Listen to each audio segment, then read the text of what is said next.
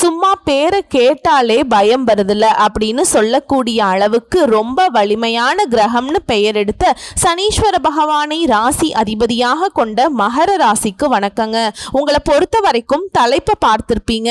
தலைக்கு மீது சுத்தக்கூடிய கத்தி மாதிரி ஒரு பிரச்சனையா ரெண்டு பிரச்சனையா, கொஞ்சம் ஏமாந்தா போதும் நம்மளை முடிச்சு விட்டுருவாங்க. அந்த அளவுக்கு தான் போற இடம் ஃபுல்லா பிரச்சனை. எந்த பிரச்சனையை சமாளிக்கிறது, எந்த பிரச்சனையை விடுறதுன்னு தெரியல. வேலையில பிரச்சனை, குடும்பத்துல பிரச்சனை, நம்ம பெத்தவங்களால பிரச்சனை, நம்ம பெத்துக்கிட்டவங்களால பிரச்சனை. இப்படி மகர ராசி ஆண்களோ பெண்களோ பெரியவங்களோ வயதானவங்களோ ஏதாவது ஒரு வகையில பிரச்சனையை மட்டுமே சந்திச்சுக்கிட்டு இருக்கோம். ஏன் தெரியுமா? நம்ம பொதுவாவே நம்முடைய குணம் என்னன்னா எல்லாருக்கும் உண்மையா இருக்கிறது, உண்மையை மட்டுமே நம்புறது. அது மட்டும் இல்லாம வெகுளித்தனம் அதிகமா இருக்கு. நம்மளை போலவே எல்லாரும் இருப்பாங்கிற நம்பிக்கையோட தான் மகரம் இது நாள் வரைக்கும் வாழ்க்கை வாழ்ந்துகிட்டு இருக்கு. ஆனா கடந்த சில மாதங்களாவே உங்களுடைய உடன்பிறப்புகள் கூட உங்களுக்கு சூனியம் பண்ண மாதிரி நிறைய பிரச்சனைகளை கொண்டு வந்திருப்பாங்க. அது இன்னும் உச்சம் பெறக்கூடிய அளவுக்கு இப்ப செவ்வாய் பெயர்ச்சிங்கிறது சகோதரத்துவத்தை குறிக்கக்கூடிய கிரகம்ங்க. சோ செவ்வாய் பகவான் என்ன சொல்றாருன்னா, மகர ராசிக்காரங்களே, உங்களுக்கு பணத்துக்கு நான் பஞ்சத்தை வைக்க மாட்டேன். ஆனா உங்களுடைய உடன்பிறப்புகளால மோதல் வரும், பகை வரும், கவனமா இருந்துக்கோங்கன்னு சொல்றாருங்க. அது எப்படிமா? என் கூட பிறந்தவங்களால என்ன போய் பிரச்சனை வந்துட போகுது, ஏன் ரத்தம் இல்லையா, அப்படி இப்படின்னு பேசினா கடைசியில பிரச்சனை வரப்போ நீங்க தான் தவிப்பீங்க. கூட பிறந்தவங்க தானே கூப்பிட்டுருக்காங்கன்னு போலாம், கூட பிறந்தவங்க தானே அதை வாங்கி கொடுக்கலாம், செய்யலாம், எல்லாத்துக்கும் ஏதாவது ஒரு வகையில முன்னின்னு பண்ணி கொடுத்துட்டு நிறைய இடங்கள்ல அசிங்கப்பட்டிருப்பீங்க, அவமானப்படுத்தப்பட்டிருப்பீங்க. சொல்ல போனா உங்களை அவங்க கேவலமா தான் பார்ப்பாங்க. நீங்க தான் நினைச்சுப்பீங்க நம்ம கூட பிறந்தவங்க தானே பரவாயில்ல அப்படின்னு. எத்தனை இடங்கள்ல விட்டு கொடுத்து இது நாள் வரைக்கும் கெட்டு போய் தான் உட்கார்ந்துருக்கீங்க. சோ இதுக்கெல்லாம் ஒரு மாற்று மருந்து வேணாமா? கொஞ்சம் விழிப்புணர்வோட தான் இருந்துப்போமே, கொஞ்சம் கவனமா தான் இருந்துப்போமே. இது நாள் வரைக்கும் கண்மூடித்தனமா எல்லாரையும் நம்பிட்டோம், எல்லாருக்கும் எல்லாத்தையும் செஞ்சுட்டோம். ஆனா இனி நீங்க உஷாரா இருந்துட்டா கூட வாழ்க்கைய நல்லபடியா வாழலாங்க. இது போதுமே. எல்லாருக்கும் பதில் சொல்லிக்கிட்டு எதுக்கு? நமக்கு பதில் சொல்றது நமக்காகவா? நம்ம பட்ட கஷ்டங்களுக்காக, மற்றவங்களுக்காக, நம்ம பட்ட கஷ்டம் மற்றவங்களுக்காக நம்ம தூக்கி சுமந்த பாரம். ஸோ அது வேண்டாங்கிற வகையில் செவ்வாய் பகவான் எச்சரிக்கையும் கொடுக்குறாருங்க. அதே நேரத்தில் அதிர்ஷ்டத்தையும் கொடுக்க போறார். அப்படி என்னமா எனக்கு நல்லது நடக்க போகுது, அதை கொஞ்சம் சொல்லு. நீ சொல்றதெல்லாம் வாஸ்தவமா தான் இருக்கு. என் வாழ்க்கையில நிறைய பிரச்சனை தான் இருக்கு. சுத்தி சுத்தி பார்த்தீங்கன்னாக்கா சூனியம் வச்ச மாதிரி தான் என் வாழ்க்கை போயிட்டு இருக்கு. எங்க போறது, எந்த தெய்வத்தை கும்பிடுறதுன்னு கூட தெரியல. சொல்ல போனா தெய்வத்தின் மீது நம்பிக்கை கூட இப்ப இல்லாம போயிடுச்சு. இப்படி தவித்து கொண்டிருக்கக்கூடிய மகரத்திற்கு இந்த செவ்வாய் பகவானை பொறுத்த வரைக்கும் பூமிக்காரகன், அங்காரகன் ரொம்ப வலிமையான கிரகங்க. இவரை பொறுத்த வரைக்கும் நீதியை நிலைநாட்டக்கூடியவர். உங்களுடைய அதிபதியை போலதான் இவருடைய குணமும் இருக்கும். உலகத்துல நடக்கக்கூடிய ஒவ்வொரு சங்கடமான நிகழ்வு செவ்வாயால தாங்க நடக்கும். எதிரிகள் கொலை, கொள்ளை, வழக்கு, சாதகம் இல்லாத ஒரு வாழ்க்கை. ஒரு சிலருக்கு கோர்ட்டு கேஸ்ன்னு அலையிறது, ஜெயிலுக்கு எல்லாம் போறது, வண்டி வாகனத்துல போறப்ப பிரச்சனை ஏற்படுத்துறது, ஏதாவது ஒரு வகையில பாதிப்புன்னு வருதுனாக்கா அது இவரால கூட நிகழுங்க. ஆனா இது நாள் வரைக்கும் நமக்கு ஒரு கெட்டது நடக்குதுனாக்கா இதெல்லாம் அந்த சனீஸ்வர பகவான் பண்ற வேலை தான் அப்படின்னு ஒட்டுமொத்தமா அவங்க அதிபதி மேல பழி போட்டிருப்பீங்க. அது நீங்க மட்டும் இல்ல, எல்லாருமே பண்றது அதுதான். ஆனா இவர் சைலண்டா வேலை பார்க்க கூடியவர். சோ இவரை பொறுத்த வரைக்கும் உங்களுக்கு நல்லது பண்ணணும்னு நினைச்சா எந்த அளவுக்கு கெட்டவரோ அதே அளவுக்கு அதிர்ஷ்டத்தை தரக்கூடிய நல்லவரும் கூட. சோ இப்போ மகர ராசிக்காரங்க யோசிக்கிறது என்ன தெரியுமா? அம்மா எனக்கு நல்லது பண்ணுவாரா, அதை ஃபர்ஸ்ட் சொல்லுமா அப்படின்னு கேட்பீங்க. கண்டிப்பா சொல்றேங்க. மகர ராசிக்காரர்களுக்கு 7ஆம் இடத்துல செவ்வாய் பகவான் நீச்சமா இருக்கிறதுனால கௌரவத்தை விட்டு கொடுத்து, சுயமரியாதையை விட்டு கொடுத்து செயல்பட்டிருப்பீங்க இது நாள் வரைக்கும். ஆனா இப்போ செவ்வாய் பகவான் 8ஆம் இடத்துக்கு போறாருங்க. 8ஆம் இடம் அப்படிங்கிறது ஒரு விதத்துல நல்ல பலன்களையும் குடும்பம் சார்ந்த விஷயங்கள்ல சில விமர்சனங்களுக்கும் ஆளாகிறதுக்கு வாய்ப்பு இருக்கும். நான் முன்னாடியே சொன்னது தாங்க, நல்லது பண்ணாலும் குடும்பத்துல இருக்கவங்க என்ன எங்களுக்கு நீ நல்லது நல்லது பண்ணமா, நீ நல்லது பண்ணப்பான்னு சொல்றாங்களா? முடிஞ்ச அளவுக்கு குடும்பத்துல இருக்கவங்களே நம்மளை குத்தி காட்டி தான் பேசுறாங்க. பெருசா பண்ணிட்ட, உன்ன மாதிரி எல்லாம் யாரும் உழைக்கலையா, உன்ன மாதிரி எல்லாம் யாரும் கொடுக்கலையா, இந்த மாதிரி கூட பேச்சுக்களை வாங்கி இருப்பீங்க. இருந்தாலும் அது பெருசா உங்களுக்கு பாதிப்பை கொடுக்காது. பேசின வாயெல்லாம் மூடக்கூடிய அளவுக்கு நீங்க நல்லா தான் இருப்பீங்க. இதை தாண்டி கத்தி பேசுறது, சண்டை போடக்கூடிய சூழல் வருங்க. இதை சொல்றேன் இல்லைங்களா, உண்மையை வச்சுட்டு இருக்கோம். சூதுவாது பண்றவங்க எல்லாம் பார்த்தா நைஸா பேசிட்டு இருப்பாங்க. சொல்ல போனா அவங்க பண்ண தப்பெல்லாம் தூக்கி நம்ம மேல போடுவாங்க. அப்ப என்ன பண்ண முடியும்? உண்மை எப்பவுமே வந்து பார்த்தீங்கன்னா கத்தி தான் பேசியே ஆகணும். ஆனா இந்த மகர ராசி அந்த உண்மையை பேசக்கூடிய வகையில மற்ற பொய் பித்தலாட்டம் பேசுறவங்க எல்லாம் இருக்காங்க பாத்தீங்களா, அவங்க எல்லாம் 10 பேர் நிப்பாங்க. நீங்க ஒத்த ஆளா பேசுறப்ப கொஞ்சம் சத்தமா பேசிதான் ஆகணும். ஆனா அதுக்கு எல்லாத்துக்கும் ஒன்றும் பயப்படாதீங்க. எதிரிகளை தும்சம் செய்யக்கூடிய அளவுக்கு வாய்ப்புகள் ஏற்படும். வாய்ப்பு கிடைச்சு நான் வச்சு வாங்கி விட்டுட்டேன் அப்படின்னு நீங்க சொல்லுவீங்க. உங்ககிட்ட வரம்பு மீறி செயல்பட்டவங்களுக்கு தண்டனை கொடுக்கக்கூடிய சூழல் வரப்போகுது. 4ஆம் வீட்டு அதிபதியான செவ்வாய் 7ஆம் இடத்துல சுகஸ்தான அதிபதி நீச்சமாக இருந்ததால் வீடு மனை சார்ந்த விஷயங்கள்ல தோல்வியையும் இழுபறியும் சந்திச்சிருப்பீங்க.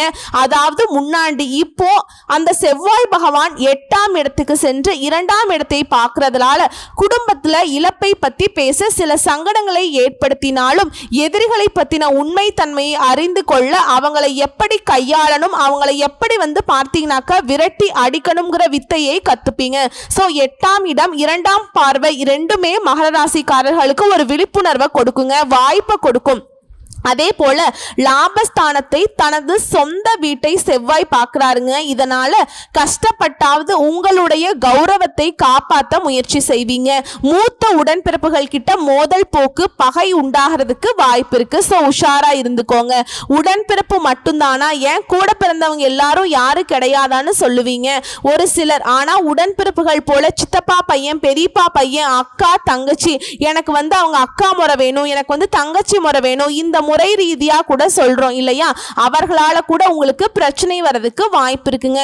ஏன்னா செவ்வாய் பகவானை பொறுத்த வரைக்கும் சகோதரத்துவத்தை குறிக்கக்கூடிய கிரகம். இவர் வந்து பார்த்தீங்கன்னாக்கா சில வாய்ப்புகளை உங்களுக்கு சாதகமா கொடுக்கறப்ப சில விஷயங்களை எச்சரிக்கை கொடுக்கிறாருங்க. அந்த வகையில பண விஷயத்துல உங்களுக்கு பாதகத்தை தராம ஒதுங்கி நின்னாலும் உறவுகள்ல கை வச்சிருக்காருங்க.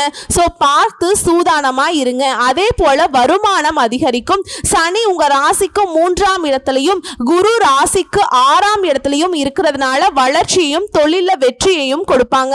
முதலீடுகளுக்கு உண்டான வாய்ப்பை ஏற்படுத்தி கொடுப்பாங்க. இதுல ராசிக்கு 6ஆம் இடத்திலிருந்து 10 மற்றும் 12ஆம் இடங்களை பார்க்கறாருங்க. இதனால முதலீடுகள் மூலம் வருமானம் உண்டாகும். அந்த வருமானத்துல அதிகார வார்த்தைகளை பயன்படுத்தி அந்த பணத்தை பெறுவதற்கான சூழல் உருவாகும். எதிரிகள் சார்ந்த விஷயங்கள்ல உங்களுக்கு லாபம் உண்டாகும். ஒருத்தன் வந்து உங்களை வந்து கெடுக்கணும்னு ஏதாவது ஒன்று பண்ணிட்டு வரான்னு வச்சுக்கோங்களேன், அவன் பண்ணக்கூடிய கெடுதல்ங்கிறத மகரத்திற்கு நன்மையா முடியும். இப்போ உங்க மேல கல் எரியணும்னு சொல்லிட்டு அடிக்கிறான்னு வச்சுக்கோங்களேன், அது உங்க பக்கத்துல இருக்கக்கூடிய மரத்தின் மீது பட்டு அங்க இருக்கக்கூடிய ஏதாவது ஒரு பழமோ காயோ கீழே விழுங்க, அது உங்களுக்கு பலன் தானே. இந்த மாதிரி தான் உங்கள் மீது அம்பே எரிந்தாலும் அந்த அம்பு உங்களுக்கு பூமாலையாக தாங்க மாறும். ஏன்னா அந்த அளவுக்கு குரு பகவானும் உங்களுடைய அதிபதியும் உங்களுக்கு சாதகமா நிக்கிறாங்க.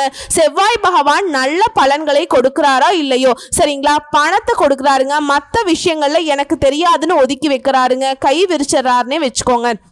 அதை வந்து சரி செய்யக்கூடிய விதத்துல உங்களுடைய அதிபதியும் அதோட குரு பகவானும் பக்க பலமா நிக்கிறாங்க. சோ உங்களுடைய அதிபதியே பெரிய பலம். இப்ப குரு உங்களுக்கு சாதகமா இருக்கிறதுனால யாராலையும் உங்களை ஒண்ணுமே பண்ண முடியாது. யாரெல்லாம் உங்களை வந்து துச்சமா நினைச்சாங்களோ, தூக்கி எறிஞ்சாங்களோ, உங்களுக்கு கஷ்டம் மேல கஷ்டங்களை கொடுத்தாங்களோ, பகைமை பாராட்டினாங்களோ, அவங்களுக்கெல்லாம் பதில் கொடுக்கக்கூடிய வகையில வாய்ப்புகள் அமையும். இப்பதான் மனசுல இருக்க பாரமே குறைஞ்சது அப்படிங்கிற அளவுக்கு நீங்க உங்களுடைய மன பாரங்களை இறக்கி வைக்க வாய்ப்பு கொடுக்கறாங்க, பயன்படுத்திக்கோங்க. இதுல நீங்க கவனமா இருக்க வேண்டிய இடம் எது, செய்யறதுக்கு முன்னாடியும் கொஞ்சம் திட்டமிட்டு செயல்படுங்க எதை செஞ்சாலுமே. சோ இப்ப என்ன சொல்ல வரேன்னா, மகர ராசிக்காரர்களுக்கு அதிர்ஷ்டம்ங்கிறது ஓரளவுக்கு கிடைக்கும், ஆனா கஷ்டம்ங்கிறது கண்டிப்பா வராது. இதுக்கு நான் உறுதி கொடுக்கறேங்க. ஆல்ரெடி வாழ்க்கையில பயங்கரமான கஷ்டம் இருக்கு அப்படின்னு சொல்லக்கூடியவங்களுக்கு அந்த கஷ்டத்துடைய பாதிப்புகள் இப்ப குறைய ஆரம்பிக்கும். பணத்துக்கு பஞ்சமே இருக்காது. ஸோ எல்லா விதங்கள்லையுமே மகர ராசிக்காரர்கள் ஓரளவுக்கு சமாளித்து வாழ்க்கையை பயணம் பண்ணிட முடியும். குறிப்பாக எதிரியுடைய தொல்லைகள் முழுக்க முழுக்க அடங்கி போகும். ஓகேங்களா? இப்போ உத்தியோக பணியில் இருக்கீங்க, தொழில் பண்ணுறீங்க, ஏதோ ஒரு வியாபாரம் பண்ணுறீங்க, இல்லை கூலி வேலைக்கு போகிறீங்க, எந்த தொழில் செய்தாலும் சரி மகர ராசிக்காரர்களுக்கு 6 வயதிலிருந்து 60 வயது வரைக்கும் இல்லை அதுக்கு மேற்பட்ட வயதிலையுமே கூட இத்தனை மாதங்களா இத்தனை நாட்களா பட்ட கஷ்டங்கள் மாதிரி அடுத்து வரக்கூடிய 45 நாட்கள் ஜூன் மாதம் 6ஆம் தேதியிலிருந்து ஜூலை மாதம் 28ஆம் தேதி வரைக்கும் செவ்வாய் பகவானுடைய அந்த சிம்ம ராசி பயணம்ங்கிறது நம்முடைய மகர ராசிக்காரர்களுக்கு ஒரு சில நேரங்கள்ல அதிர்ஷ்ட வாய்ப்புகளை கொடுக்கும், ஒரு சில நேரங்கள்ல அமைதியை காக்கும். சரிங்களா? இது எப்படி கையாளணுங்கிற முறையில தான் மகரத்தினுடைய வாழ்க்கை இருக்கு. இப்ப தெரிஞ்சுக்கிட்டீங்களா? சூழ்ச்சி யார் பண்ண போறாங்க, எல்லாரையும் நம்பினதை விட்டுட்டீங்க அப்படின்னாவே நிறைய இடங்கள்ல இருக்கக்கூடிய அந்த எதிரி தன்மையை நீங்க கண்டுபிடிச்சிட முடியும். நல்லவங்க மாதிரியே பேசி இருப்பாங்க, அவங்கள ஈஸியா நம்பி இருப்பீங்க. ஆனா ஏன் இவங்க நல்ல விதமா பேசுறாங்க அதையும் கொஞ்சம் யோசிக்கலாங்க. இவங்க முன்னாடி இருந்தே நல்லவங்க தானா, இவங்க நமக்கு நல்லது செய்யறவங்க தானா, அந்த மாதிரி யோசிக்க ஆரம்பிச்சிட்டாவே மகர ராசி உறவுகளால தான் அதிக அளவுல பாதிக்கப்பட்டிருப்பீங்க. ஸோ அதவே சரி பண்ணிட்டோம் அப்படின்னாக்கா பெருசா எந்த ஒரு வகையிலுமே உங்களுக்கு வாழ்க்கைங்கிறது பாதிப்பை கொடுக்காது. நம்ம பாட்டுக்கு பயணம் பண்ணிட்டே போலாங்க, நம்ம முயற்சிக்கு தகுந்த மாதிரி உயர்வை பார்த்துக்கிட்டே போலாம். ஓகேங்களா? ஸோ ஒட்டுமொத்தமா மகரத்திற்கு செவ்வாய் பயிற்சிங்கிறது ஓரளவுக்கு தான் சாதகங்க. 100க்கு 70% சாதகமா இருக்கு. மீதி இருக்கக்கூடிய 30% அப்படிங்கிறது நீங்க திட்டமிட்டு செயல்படுத்தக்கூடிய வகையில இதோட இப்போ இந்த ஒரு சில விஷயங்கள் நமக்கு சாதகமா இருக்கு இல்லையா, அதை நம்ம கரெக்டா பயன்படுத்திக்கணுங்க. அந்த பயனால கிடைக்கக்கூடிய பலன்கள் அப்படிங்கிறது நிலைச்சிருக்கணும்னா நீங்க செய்ய வேண்டிய ஆலய வழிபாடு திருச்செந்தூர் முருகப்பெருமான அணு தினமும் வழிபாடு செய்ய ஓரளவுக்கு வெற்றிகள் கிடைக்கும். அணு தினமும் முடியாத பட்சத்துல செவ்வாய்க்கிழமைகள்ல செவ்வரளி மாலை இட்டுங்க.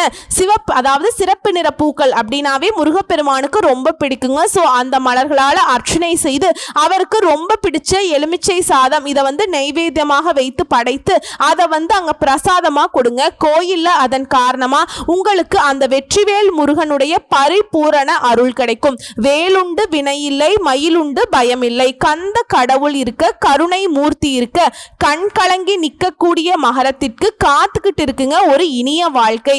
முருகனை கெட்டியா பிடிச்சுக்கோங்க. அனுதினமும் முருகா முருகா என்று மனமுருகி வேண்ட யாமிருக்க பயம்னு சொல்லிட்டு ஓடோடி உங்களை கை கொடுத்து காத்தருள்வாங்க. வாழ்த்துக்கள். வரக்கூடிய வாய்ப்புகளை கரெக்டா பயன்படுத்திக்கோங்க. நன்றி, வணக்கம்.